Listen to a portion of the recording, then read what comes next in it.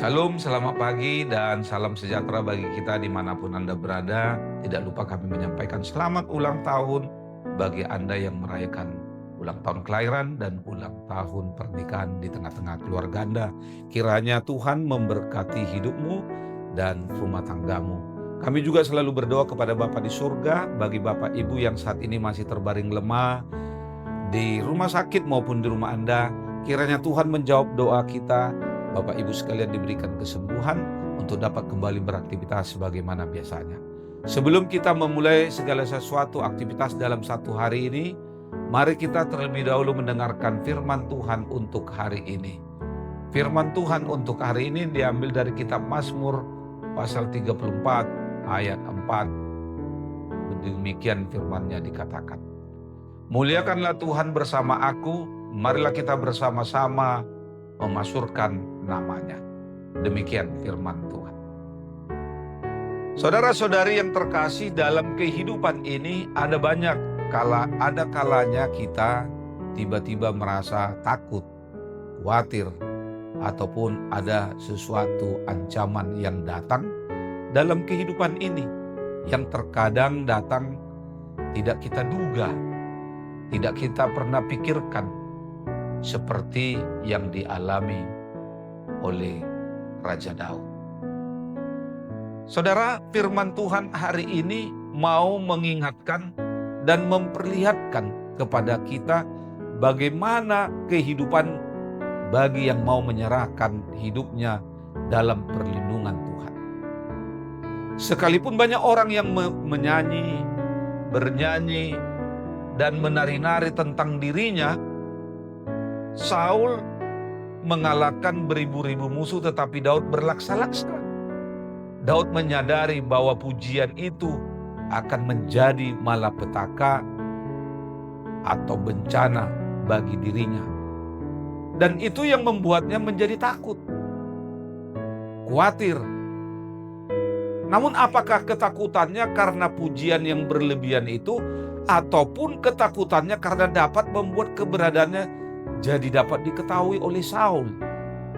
Namun yang pasti bahwa pujian itu tidak akan mendatangkan kebaikan bagi dirinya. Bagaimanapun orang banyak memuji kemampuan yang dimilikinya, namun Daud hanya ingin memuji Tuhan di segala waktu. Dia mau dan hendak merendahkan hati kepada Tuhan, bahwa jiwanya hanya bermegah di hadapan Tuhan. Dan Daud ingin mengajak semua orang untuk memuji segala perbuatan Tuhan yang sangat ajaib dan luar biasa. Bahkan justru tidak untuk memuji dirinya.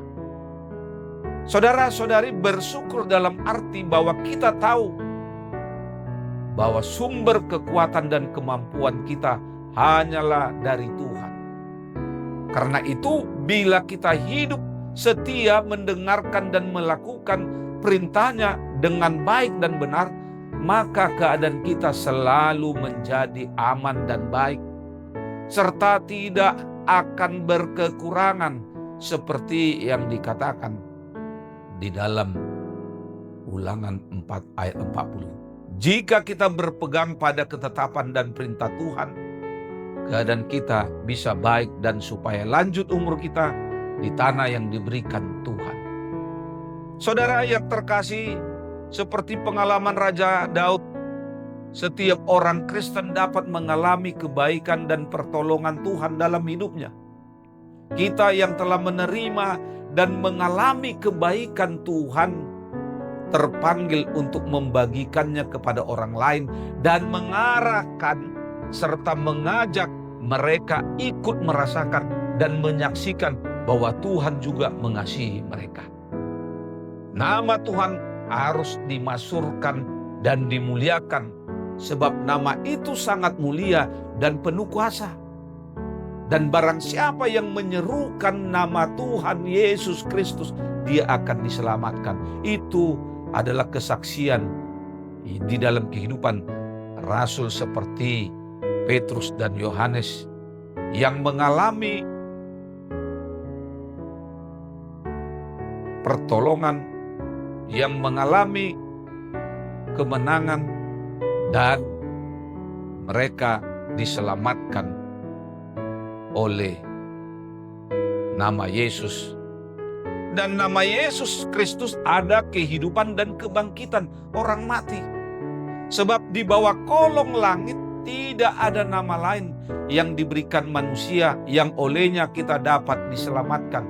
Itu yang dikatakan di dalam Kisah Para Rasul 4 ayat 12. Setiap doa yang kita sampaikan kepada Tuhan Allah haruslah dalam nama Tuhan Yesus Kristus, dan doa kita akan didengar dan diterima oleh Tuhan Yesus. Yohanes 15 ayat 7. Untuk itu saudara-saudari, marilah kita bersama-sama memuliakan nama Tuhan. Marilah kita mengagungkan nama Tuhan Yesus. Dan percayalah bahwa dalam nama Yesus Kristus kita pasti menerima keselamatan. Dan itu juga yang akan memberikan semangat bagi kita di dalam memulai aktivitas satu hari ini. Selamat beraktivitas. Tuhan Yesus memberkati. Shalom.